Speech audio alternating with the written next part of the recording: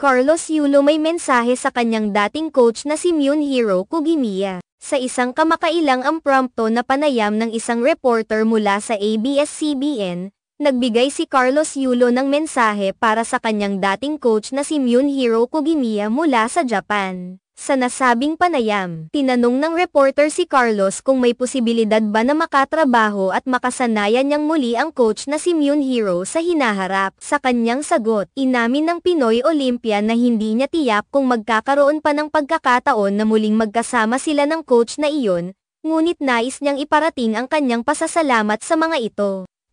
Hindi ako sigurado tungkol dyan. Pero nais kong magpasalamat sa kanila sa lahat ng tulong at suporta na ibinigay nila sa akin, ani Carlos. Pinasalamatan ni Carlos ang mga sakripisyo at suporta ng kanyang dating coach at ng buong team nito. Ayon sa kanya, malaki ang naitulong nila sa kanyang pag-unlad bilang atleta, kaya't nagkaroon siya ng pagkakataon na makilala sa pandaigdigang antas. Habang ang tiyak na plano para sa kanilang muling pagtutulungan ay hindi pa malinaw, malinaw ang pagpapahalaga ni Carlos sa kontribusyon ng kanyang dating coach sa kanyang tagumpay. Ang kanyang pasasalamat ay hindi lamang para sa personal na tulong kundi pati na rin sa kanilang partisipasyon sa kanyang paglalakbay patungo sa mga kompetisyon. Ang mensahe ni Carlos ay nagpapakita ng respeto at pagpapahalaga sa kanyang mga mentor, na naging bahagi ng kanyang pag-abot sa mataas na antas ng kanyang larangan. Ang openness ni Carlos sa posibilidad na muling makatrabaho ang kanyang dating coach,